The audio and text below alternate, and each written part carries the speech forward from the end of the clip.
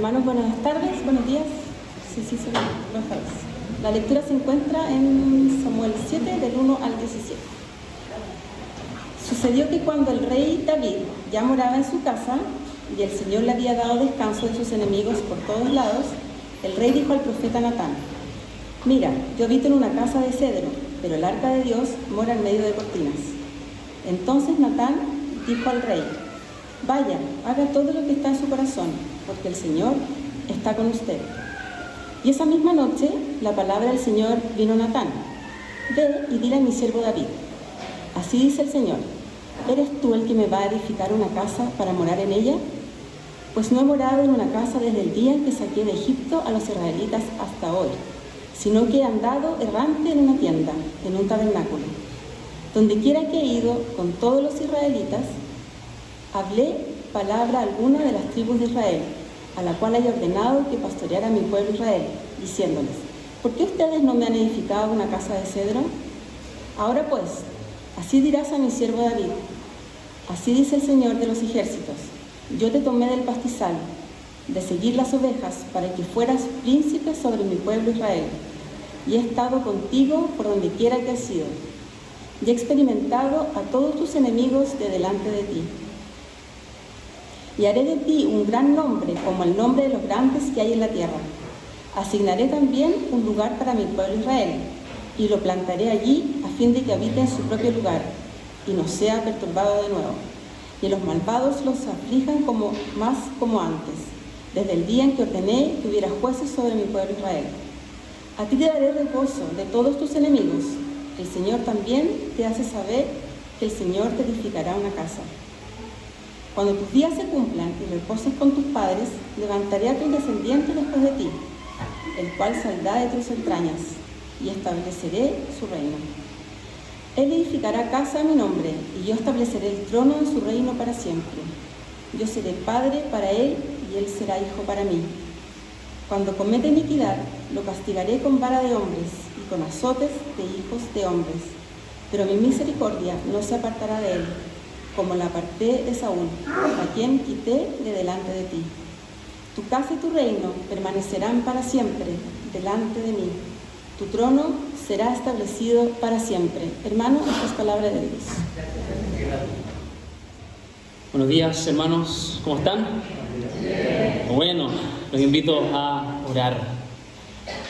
Padre, gracias te damos por tu palabra, porque podemos tenerla en un solo libro disponible para nosotros y podemos escucharla, leerla. Y esperamos, Señor, y pedimos a ti que nos hables por medio de ella, por medio de este sermón. Espíritu Santo, llévanos a nuevos conocimientos. Recuérdanos lo que hay que recordar. Revélanos a Jesús y guarda todo lo que hoy día veamos para ser utilizado y visto de otra manera quizás durante nuestras vidas. Así que, Señor, dirígenos en este momento. En el nombre de Jesús oramos. Amén. La mayoría de nosotros, si no todos, hemos admirado a alguien en algún momento de nuestras vidas. Nuestro papá, quizás nuestra mamá, un hermano mayor. Mi hermana nunca admiraron al menor. O algún músico, un deportista, qué sé yo. Hemos tenido referentes. Y creo que tendemos a admirar o tener como referente a quien consideramos que personifica de mejor manera nuestros valores o nuestros gustos. Por ejemplo, yo admiro a Martín Vidaurre. Claro, un increíble deportista, es el actual segundo del mundo en ciclismo de montaña y es chileno. Se nota ahí en la camiseta, ¿cierto? Pero él tiene cosas que hacen que sea aún más admirable y un modelo para muchos. Por ejemplo, el otro día, durante una competencia, subiendo al volcán Osorno, Martín se encuentra con el grupo que partió antes que ellos, con los juniors, con los más chiquititos. o los jóvenes. Pero había un piloto que estaba detenido con una falla en su bicicleta. Martín podría haber seguido y quizás ganado su categoría. Y nadie le habría dicho nada si es que seguía. Pero él paró y le dio su bicicleta a este joven, para que este joven siguiera y pudiera completar la etapa.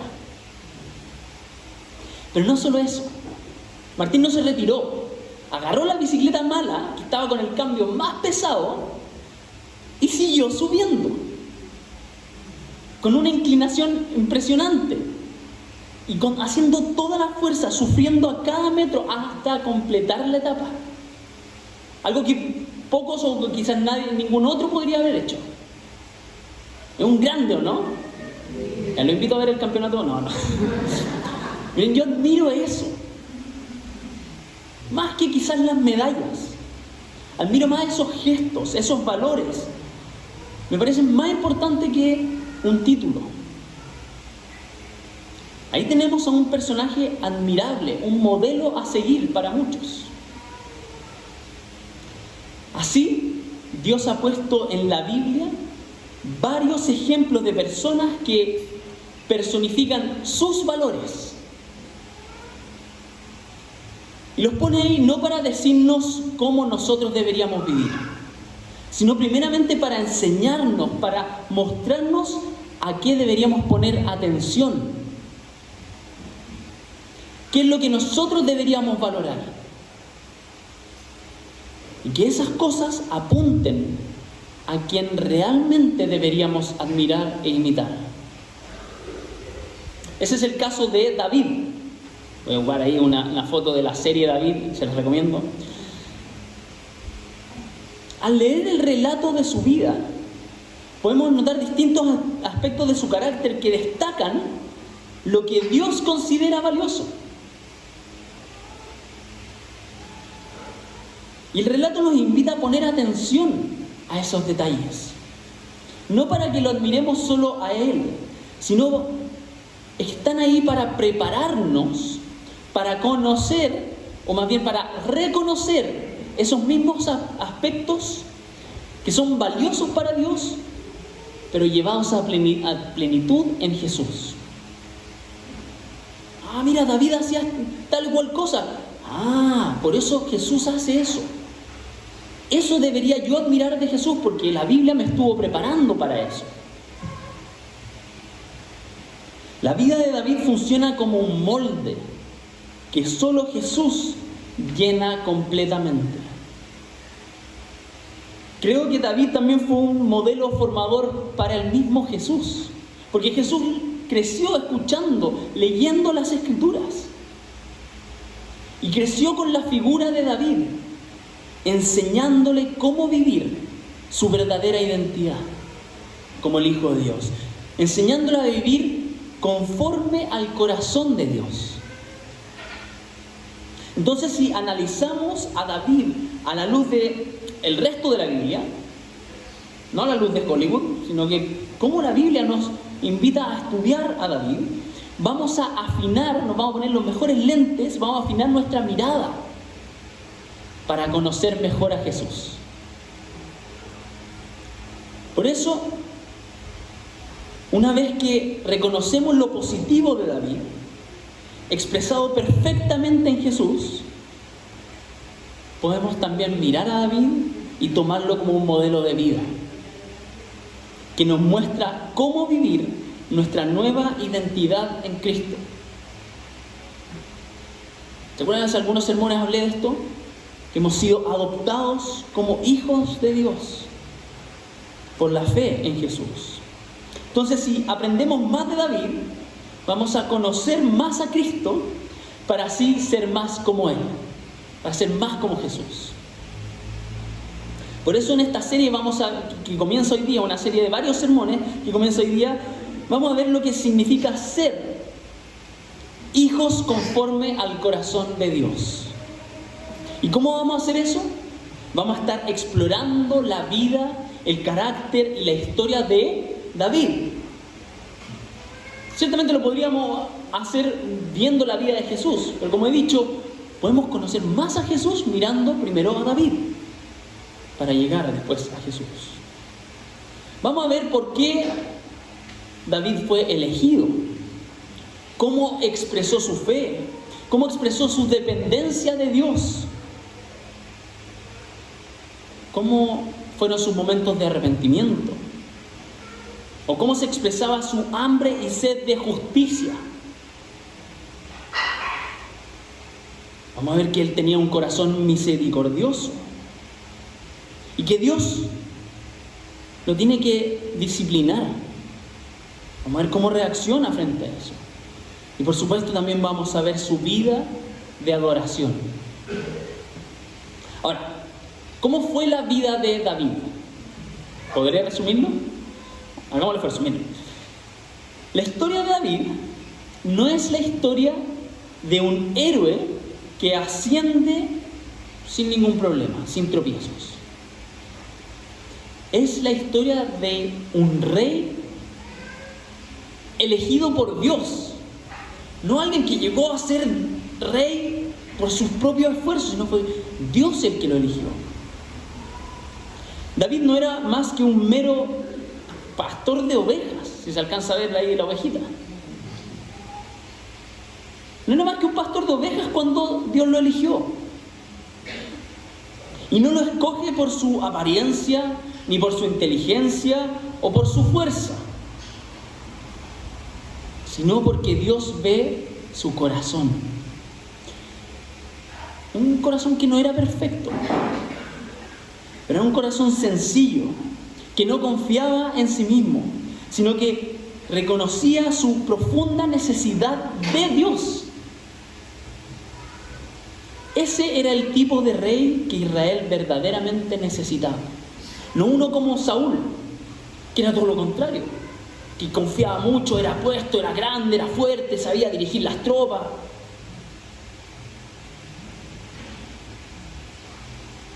Cuando David enfrenta a Goliat, una historia reconocida, ¿cierto?, no está mostrando una valentía o una destreza de combate excepcional de este joven, sino que más bien muestra a alguien inocente, débil y con la fe de un niño, pero que se enfrenta a un gigante que encarna todo lo contrario: la violencia, la arrogancia y la confianza en la fuerza. David gana la batalla, ¿cierto? Vamos a tener un sermón de eso específico, pero la victoria de David lo que muestra es que la victoria es del Señor y que la victoria del Señor se traspasa por medio de él al pueblo. Y esa victoria se logra por medio de la confianza en el Señor. Es la fe en el Dios vivo la que derrota al gigante y se traduce en una victoria para todo Israel. Después David fue ungido, cuando se derrama aceite sobre su cabeza para señalarlo como el rey escogido por Dios. Pero fue ungido en segundo plano, no frente a todos. No fue coronado inmediatamente. Antes de ser coronado tuvo que huir, tuvo que sufrir, tuvo que esperar. De hecho, tuvo varias oportunidades para tomar el trono por la fuerza, pero se rehusó. ¿Por qué? Porque no era el tiempo de Dios.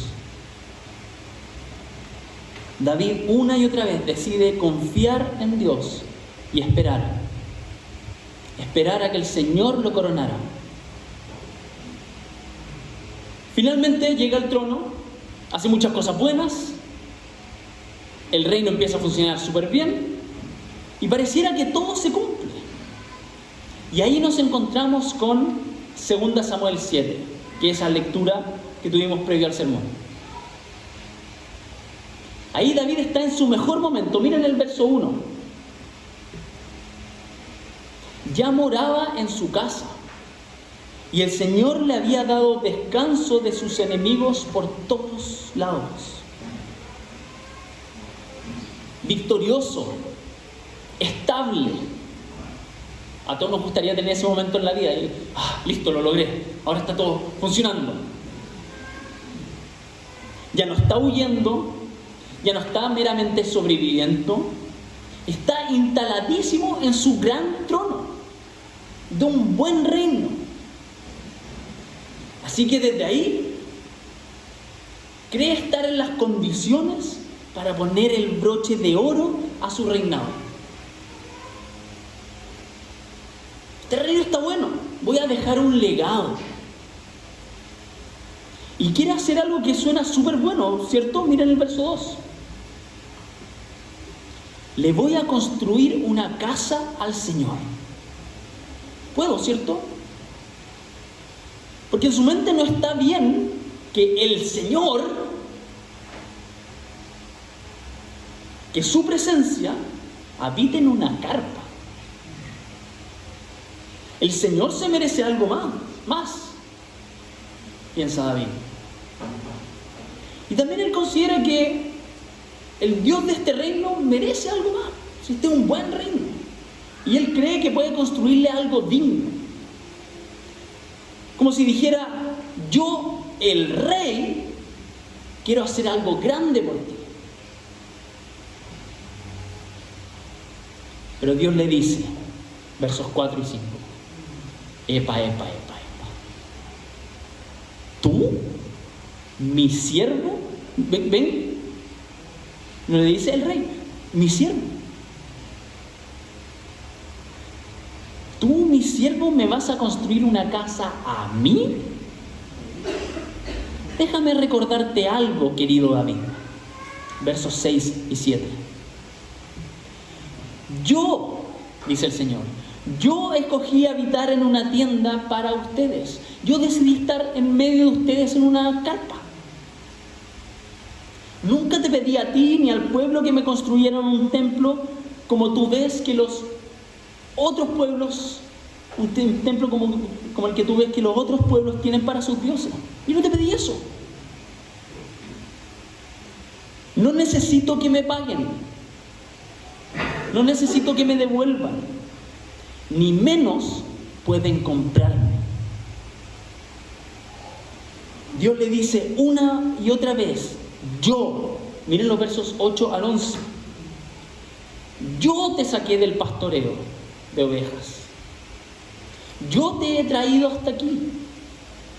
Yo he derrotado a tus enemigos. Yo le he dado descanso a Israel.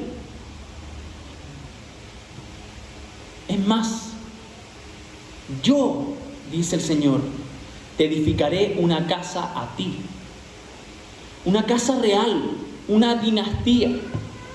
Por eso la serie que pueden ver en Netflix se llama La Casa de David. No habla solamente del lugar físico, habla como de la dinastía que Dios construiría para él. Miren los versos 11 al 14. Cuando tus días se cumplan y reposes con tus padres, levantaré tu descendencia después de ti, el cual saldrá de tus entrañas, y estableceré su reino. Él, tu descendiente, edificará casa a mi nombre, y yo estableceré el trono de su reino para siempre. Yo seré padre para él, y él será hijo para mí. Dios le promete una descendencia, un linaje que se mantendría en el trono y cuyo reinado sería aún más grande. Sería para siempre. Estas son palabras mayores. Le promete que su semilla, que un descendiente suyo sería quien le edificaría la casa. Su hijo le construiría un templo a Dios. ¿Por qué? Porque Dios así lo quiere.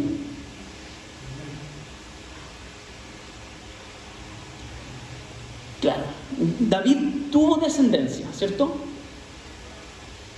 Su hijo Salomón efectivamente le construye un magnífico templo al Señor y su linaje se mantuvo reinando. Pero el Señor está hablando de eso mientras ve más allá en la historia. Porque David falló. Sus descendientes fallaron y fueron disciplinados. Eso resultó en el quiebre del reino. ¿Pero cómo este reino no iba a ser eterno? ¿No que su familia iba a permanecer para siempre en el trono? El reino se quiebra. Pareciera que no permanece para siempre. Pero la promesa de Dios no se cancela. Dios siempre cumple. Así que la historia de David nos deja esperando un rey como David, pero mejor. Uno que no solo confíe en Dios, sino que sea plenamente conforme al corazón de Dios. Uno que no solo venza gigantes, sino que venza al pecado y a la muerte. Uno que no use la espada para establecer el reino, sino que establezca su reino por medio de entregar su propia vida. David no es el final de la historia, es una señal en el camino. ¿Notaron en el texto como aún en el clímax de David, cuando su reinado está en su mejor momento y recibe esta gran promesa, David pasa a segundo plano?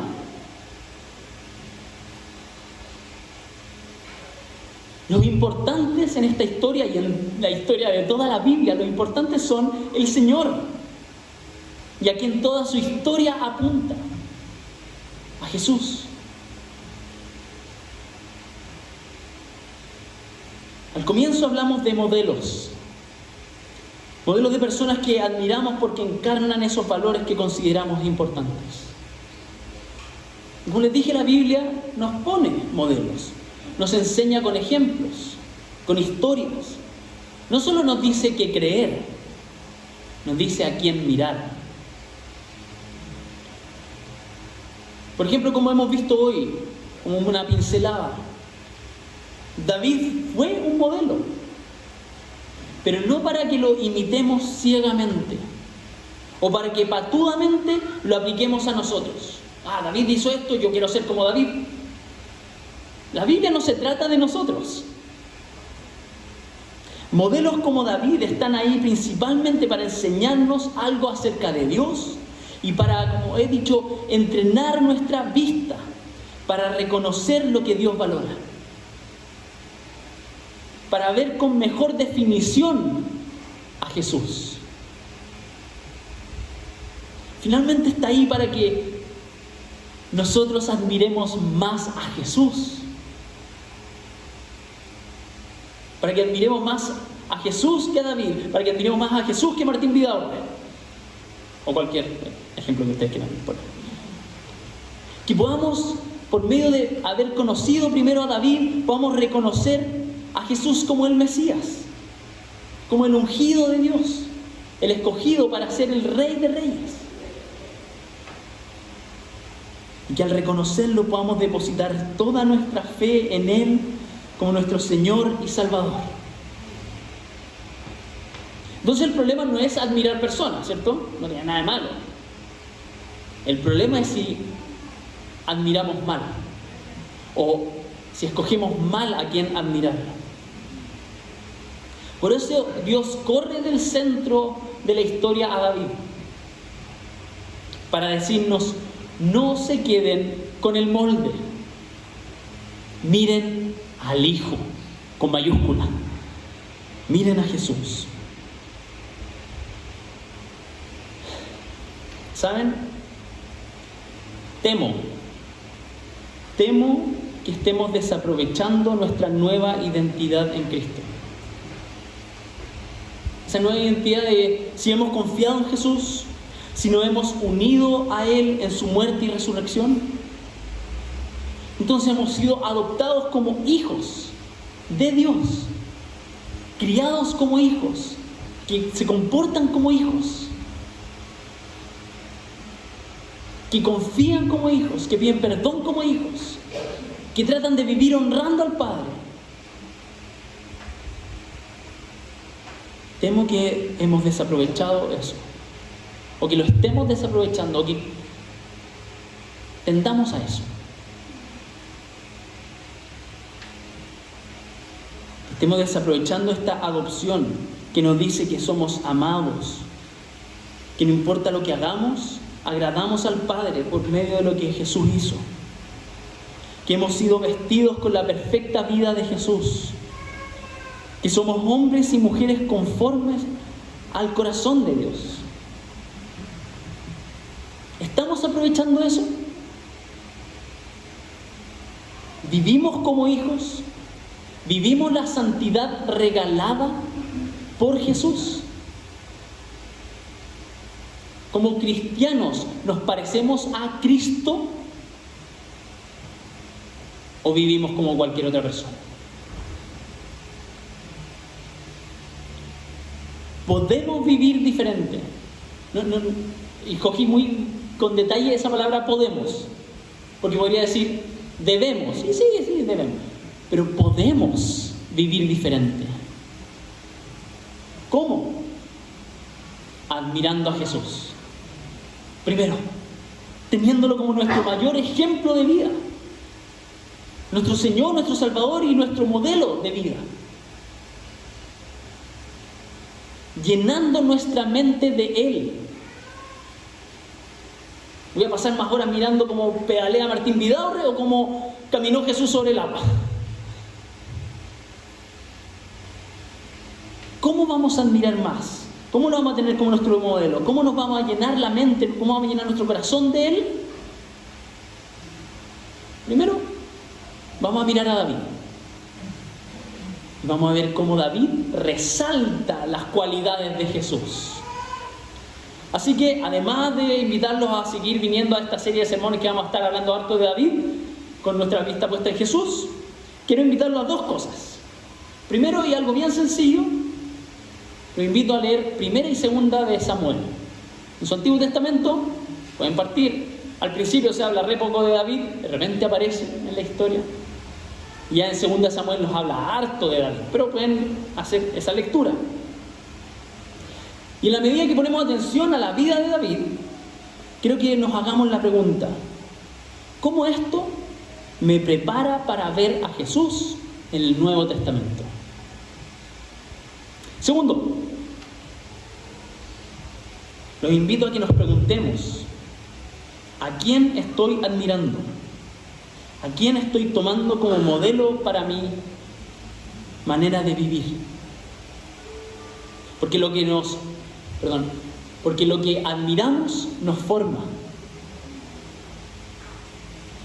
Y a quien deberíamos admirar es al Hijo, a Jesús, el verdadero hombre conforme al corazón de Dios.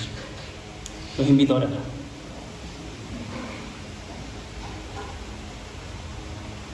Gracias, Padre, gracias Dios, porque Tú escribiste la historia de la humanidad y del pueblo de Israel de una manera espléndida. Todo tan bien conectado para llevarnos a Jesús. Por eso, Señor, te pido que nos lleves, nos ayudes a leer más tu palabra y aprender de David, y que su vida nos lleve a Jesús. Señor, queremos parecernos más a tu Hijo. Espíritu Santo, transfórmanos a su imagen. En su nombre oramos. Amén.